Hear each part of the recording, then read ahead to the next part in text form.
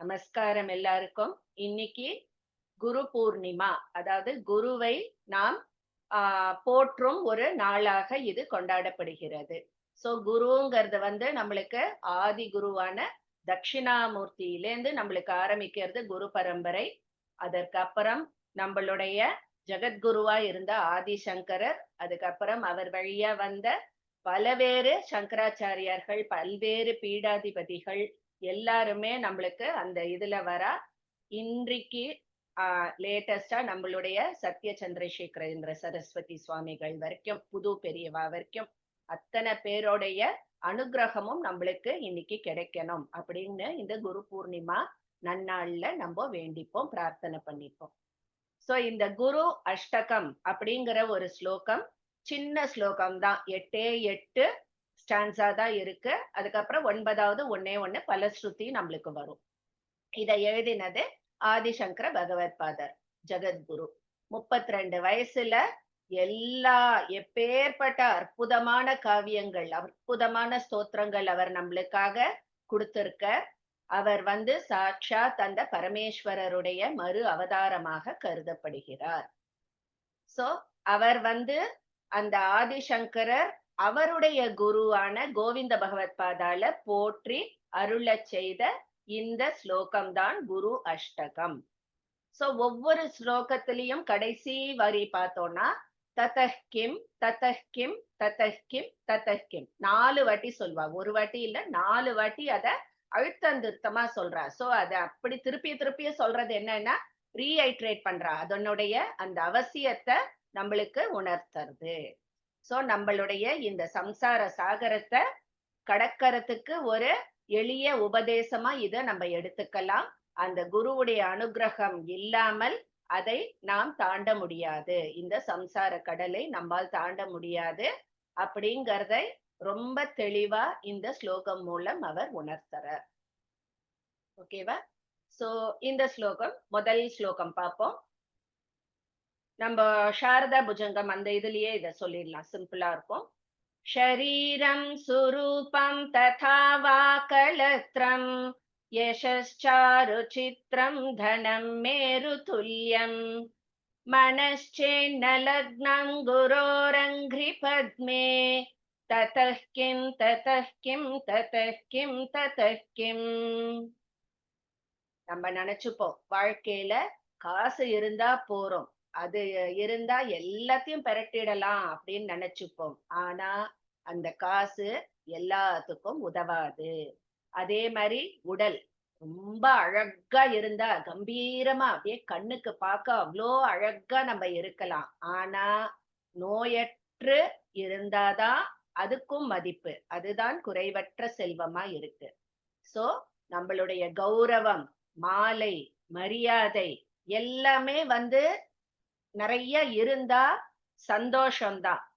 செல்வம் நம்மளுக்கு இதெல்லாம் இருந்தா தானா சேரறது, ரொம்ப ரொம்ப சந்தோஷம். ஆனா இதெல்லாம் மட்டும் வாழ்க்கையில இருந்தா போருமா அப்படிங்கிற கேள்வி. சோ நல்வழி காட்ட ஒரு குரு உடைய பாதார விந்தங்களை நீ பணியாவிட்டால் மற்ற எல்லாம் இருந்தும் என்ன பிரயோஜனம், என்ன பிரயோஜனம் அப்படின்னு அவர் கேட்கிறார். 4 வாட்டி கேட்கிறார். நீ என்ன வேணா சுகபோகங்கள் உன்கிட்ட இருக்கலாம், இருந்தாலும் அந்த குருவுடைய பாதங்களை நீ பணியவில்லை என்றால் இத்தனையும் இருந்து என்ன பிரயோஜனம் அப்படின்னு கேட்கிறார் முதல் ஸ்லோகத்துல. 2வது ஸ்லோகம். கலத்ரம் தனம் புத்திர பௌத்ராதி சர்வம் கிருஹம் பாந்தவா சர்வமேதத்தி ஜாதம் மனश्चेन्न லக்னம் குரோரங்கிரி பத்மே ததஹ் கிம் ததஹ் கிம் ததஹ் கிம் ததஹ் கிம். இதுலயும் சொல்ற அழகான மனைவி, நிறைய சொத்து, நிலம், வீடு, வாசல், குழந்தைகள், பேரன் பேத்தி எல்லாம் இருக்கு. ஜேன்னு இருக்கா, சொந்த பந்தம் எல்லாம் வரா போறா எல்லாம் இருக்கு. இது எல்லாம் கிடைக்க அனுகிரகம் பண்ணின அந்த குருவை நீ ஒரு க்ஷணம் கூட நினைக்காம அவரோட திருவடிகள்ல விழுந்து நீ ஆசி பெறலேனா இத்தனையும் இருந்து என்ன பிரயோஜனம், என்ன பிரயோஜனம், என்ன பிரயோஜனம் கேக்குறார் அவர். ஓகேவா? சோ இது திருப்பியும் திருப்பியும் நம்மளுக்கு சொல்றது அந்த குருவுடைய அனுக்கிரகம் நம்மளுக்கு எவ்வளவு முக்கியம் வாழ்க்கையில அப்படின்னு.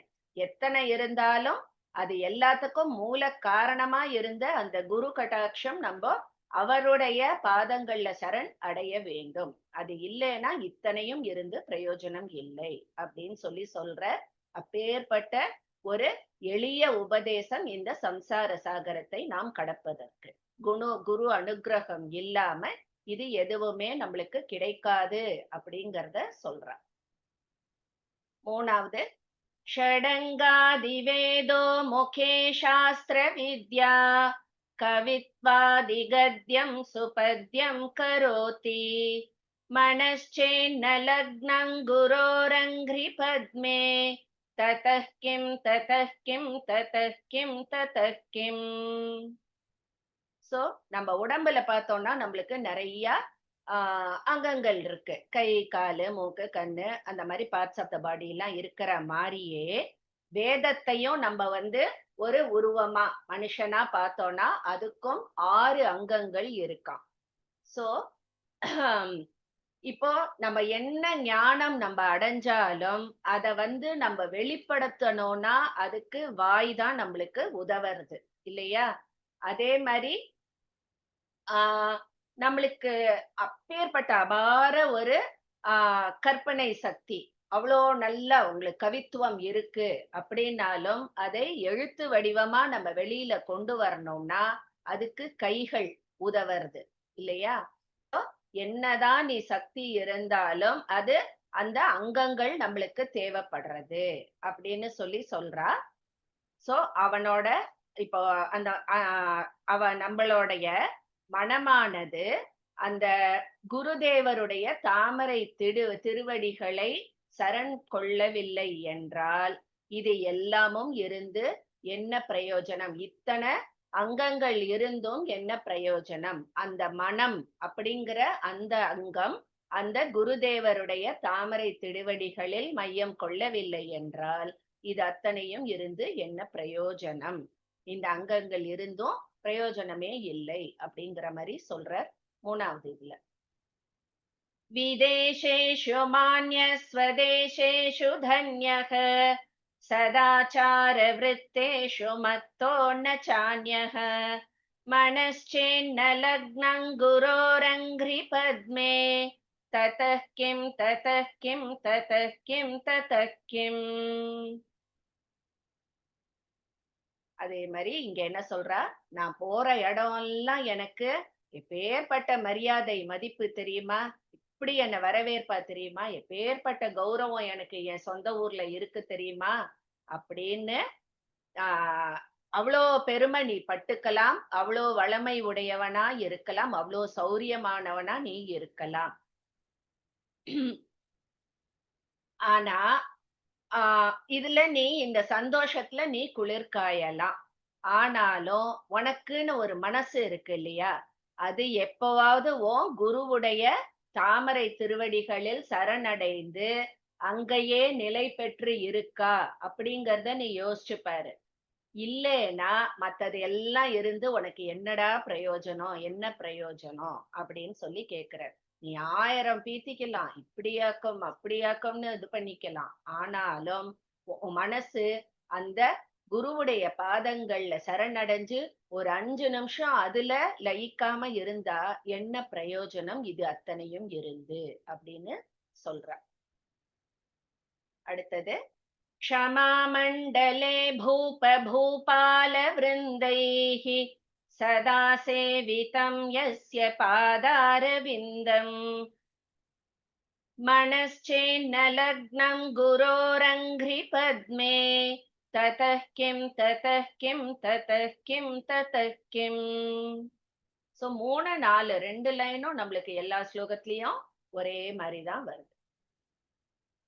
அதே மாதிரி ஒருத்தர் அப்பேற்பட்ட ஒரு வாக்பலம் பெற்றவனா இருக்கலாம், அப்பேற்பட்ட கவி அரசனா இருக்கலாம். எல்லாரும் அவனை அவ்வளோ புகழலாம், தலையில வச்சு கொண்டாடலாம். அப்படி தங்க சிம்மாசனத்துல கால் மேல கால் போட்டுண்டு அவன் உட்கார்ந்துட்டு இருக்கலாம். நிறைய படிச்சு பெரிய மேதாவி அப்படின்னு ஊர் உலகமே அவனை போற்றலாம். பெரிய பெரிய ராஜாக்களும் அவன் காலடியில இருக்கலாம். ஆனாலும் அவனுக்கு அவனோட குரு ஞாபகம் வரல. அவரோட தாமரை திருவடியில தன்னை சாஷ்டாங்கமா சமர்ப்பித்து அவன் வணங்கும் அந்த நினைவு கூட அவனுக்கு வரலன்னா அவனோட புகழ், பெருமை, அந்த அறிவு, கல்வி எல்லாம் இருந்து என்ன பிரயோஜனம், என்ன பிரயோஜனம்னு திருப்பியும் கேட்கிறார். நெக்ஸ்ட், யசோ மே கதம் திக்ஷு தான பிரதாபா ஜகத்வஸ்து சர்வம் கரேயத் பிரசாதாத் मनश्चेन्न लग्नं गुरोरङ्घ्रि पद्मे ततः किं ततः किं ततः किं ततः किं. அதே மாதிரி ஒருத்தன் தற்பெருமை படுறான். நான் யாருன்னு தெரியுமா, இந்த உலகத்துக்கே தெரியும், நான் எப்பேற்பட்டவன் தெரியுமா, என்னை விட ஒரு தர்மம் பண்றவன் யாராவது இருந்துட முடியுமா, பேர்பட்ட தர்மவானாக்கோனா, என் புகழ் உலகெங்கும் தெரியும் தெரியுமா அப்படின்னு தன்னைத்தானே ஒருத்தன் ரொம்ப புகழ்ந்துக்கலாம். உண்மையிலேயே அவன் அவ்வளவு தர்ம காரியங்கள் செய்பவனாகவே இருந்தாலும் ஒரு கணமேனும் அவனோட குருவை வணங்கி அவருடைய ஆசி பெறலைன்னா இத்தனை தர்மம் பண்ணியும் என்ன பிரயோஜனம், என்ன பிரயோஜனம், என்ன பிரயோஜனம் அப்படின்னு கேக்குற மாதிரி வரும். न भोगेन योगेन वा वाजिराजौ न कान्तामुखेनैव वित्तेषु चित्तम् मनश्चेन्न लग्नं गुरोरङ्घ्रि पद्मे ततः किं ततः किं ततः किं ततः किम्. அடுத்தது, இந்த உலகத்துல சுகம் அப்படிங்கிறது எதுல இருக்கு? நம்ம சாப்பிடுற சாப்பாடுலையா, இல்ல யோகத்திலையா, இல்ல பொருட்கள்லையா அப்படிங்கறத பார்த்தோம்னா இது எல்லாம் இல்லை அப்படிங்கிறான். சோ குழந்தை குட்டி அப்படின்னு அந்த குடும்ப விருத்தி மட்டும் நம்மளுக்கு சந்தோஷத்தை கொடுக்க போறது இல்லை. அதே மாதிரி பணமும் அவனுக்கு நிரந்தர சுகத்தை தரப்போறது இல்லை. இதையெல்லாம் இந்த நிரந்தரம் இல்லாத இந்த சுகங்களை தேடி நம்ம பெறுவதிலேயே வாழ்க்கையை நாம் கழிக்கிறோம். அதனால என்ன பயன்? ஒரு கண நேரமாவது அந்த குருவுடைய பாதார விந்தங்கள்ல பணிஞ்சு அவருடைய அருள் பெறவில்லை என்றால் மற்றதில் கிடைக்கும் சுகத்தால என்ன பிரயோஜனம், என்ன பிரயோஜனம் அப்படின்னு சொல்லிட்டு கேக்குறார்.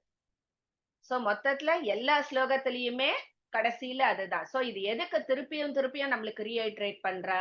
அந்த குருவுடைய பாதங்கள்ல பணிஞ்சு மனசார அவரிடம் சரணடையிறது அப்பேற்பட்ட பகவானிடம் நம்மளை சமர்ப்பிப்பதற்கு ஈக்குவலண்டான ஒரு ஆக்ட் இது.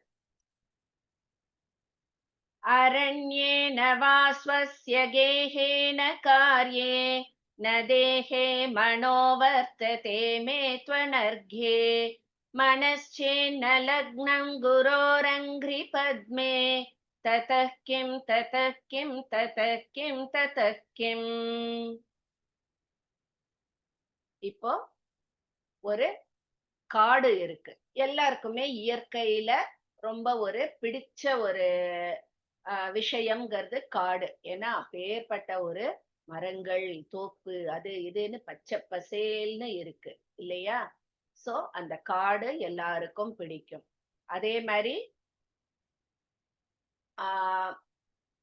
அரண்மனை, அது பெரிய அரண்மனை, அப்பேற்பட்ட ஒரு சுகபோகம், அதுலயும் புத்தி போல.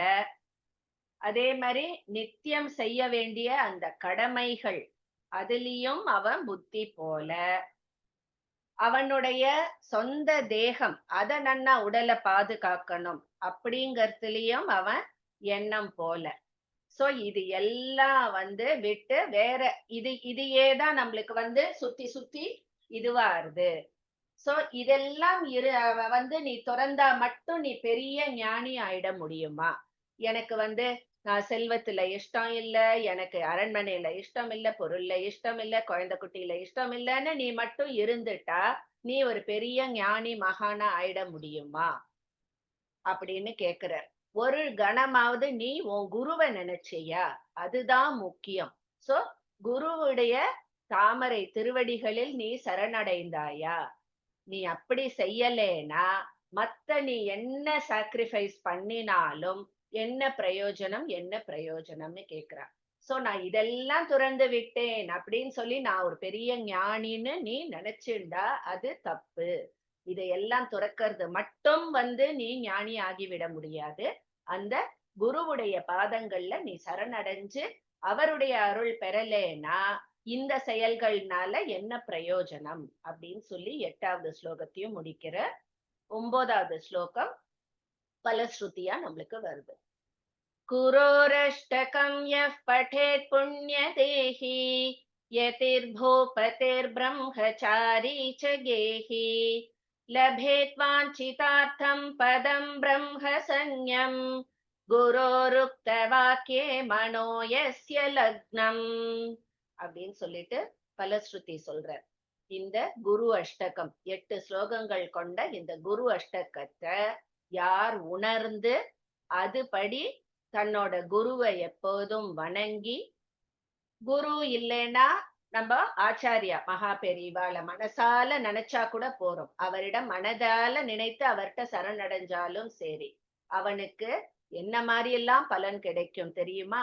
அவன் ராஜாவா இருக்கட்டும், பெரிய ஞானியா இருக்கட்டும், இல்ல சிஷ்யனா இருக்கட்டும், இல்ல கிரகஸ்தனா இருக்கட்டும், ஆனா அவன் பெற வேண்டிய அருளை அவன் நிச்சயம் பெறுவான். அதோட மட்டும் இல்ல, யாருக்கும் கிடைக்கதற்கு அரிய அந்த பிரம்மத்தோடு இணையும் பாக்கியமும் அவன் பெறுவான். பிரம்மத்தோடு இணையறதுன்னா என்ன? மோட்சம். மோட்சம் சாயுஜ்ய பதவியும் அவளுக்கு கிடைக்கும் அப்படின்னு சொல்லிட்டு சொல்லி முடிக்கிறார். இதுதான் இந்த குரு அஷ்டகம். ரொம்ப அழகான ஸ்லோகம். எல்லாருமே ஆத்துல படிங்கோ. இந்த ரெக்கார்டிங் நான் யூடியூப்ல போடுறேன், சொல்லி பார்த்துக்கோங்க. சரி, இன்னைக்கு குரு பூர்ணிமாவா இருக்கு. I wanted to teach this. இப்போ நம்ம தட்சிணாமூர்த்தி ஸ்தோத்திரத்துல இருந்து ஆரம்பிக்கலாம்.